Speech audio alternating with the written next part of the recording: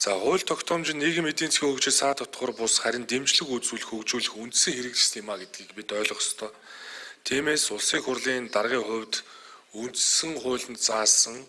хүний үндсэн эрх хэрэгжүүлөө, эдийн засгийн нийгэм соёлын хэрэгжүүлөө, улс төрийн эрх хэрэгжүүлүүнд халдсан, хязгаарласан, хааж боосон хууль журмын давхардал хийдэл зөрчил түүнийг арилгах, төрийн хэтийдсэн оролцоо, төрийн хүнд сурталыг халж хувийн хвшлээ чөлөөлөх, бизнес хөрөнгө оруулалтын эрх зүй эрүүл орчныг бий болгох чөлөөлийн эмээх санаачлагыг дэвшүүлж, үүнд эдийн засгийн чөлөөлөлт, эрх зүйн орчны чөлөөлөлт, ногоон хөгжлийн чөлөөлөлт, мөн авилгын эсрэг чөлөөлт гэсэн дөрвөн агуулгад багтааж энэ чөлөөлийн санаачлагыг хэрэгжүүлж байна. За энэ хүрээнд иргэний хууль болон хувийн эрх зүйн салбарын бусад хууль тогтоомжийн харилцан хамаарлыг илүү наривчлан судалж, хуулийн давхардал хийдэл зөрчлийг арилгах, иргэний хуулийн үзэл баримтлал системчлэлтэд нийцэхгүй хуулийн хэм хэмжээний зөрчилдөөний асуудлыг наривчлан зохицуулж, хууль хэрэглээний нэгдмэл байдлыг хангах зайлшгүй шаардлагатай байна. За дараагийн чухал асуудал бол гэрээний стандарт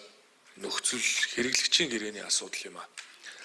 За гэрээний стандарт нөхцөл нийтэд санал болгодог харилцаа холбоо, банк санхүү, шатхуун, боловсрал, сургалтын байгууллага гэх мэт салбаруудад хэрэглэгчдийн эрх зөрчигдөх явдал түгээмэл болсон. Стандарт нөхцөлтэй хэрэглэгчийн гэрээний сүйдэлтэй маргааныг богино хугацаанд зардал багтаагаар шийдвэрлэх арга замыг эрэлхийлэх хамгийн чухал арга зам бол олон тооны хэрэглэгчийн эрх ашигыг хамгаалж нэхэмжил гаргах эрх зүйн зохицуултыг бий болгох явдал юм а. Класс акшн хийх хэрэгтэй болж ирж байна. Хувийн эрх зүйн шинжилгээг хийхэд бол зайлшгүй олон тооны хэрэглэгчийн эрх ашигыг хамгаалж нэхэмжил гаргах эрх зүйн зохицуултыг бий болгох шаардлагатай юм а гэж үзэж байна.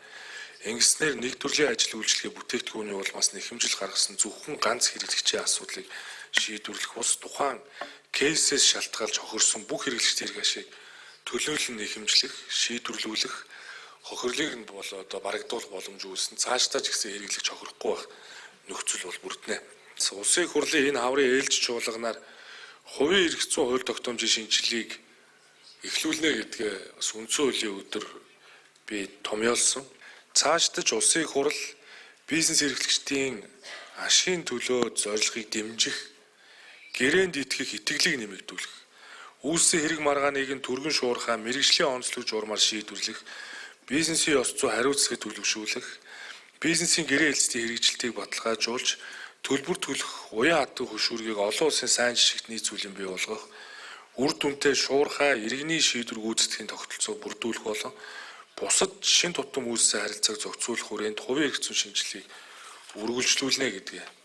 бас та бүхэндээ хэлье. Үүний үр дүнд бизнес эрхлэх эрх зүйн орчин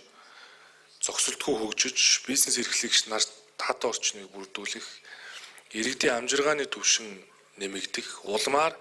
Монгол улсын Дэлхийн банкны бизнес хөрөнгө оруулалтын орчны бизнес эрхлэх бэлэн байдал буюу B-Ready үнэлгээ, бизнес эрхлэхүүн индексийн үнэлгээ, мөн эрх зүйд ёсны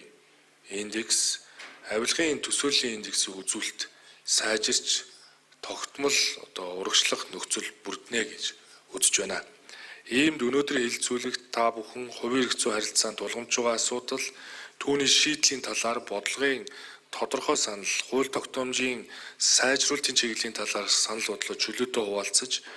эрх зүйн шинжилгээний үйл явцад хамтран манлайлж ажиллахыг эрдэмтэн судлаачид та бүхэнд уриалж байна.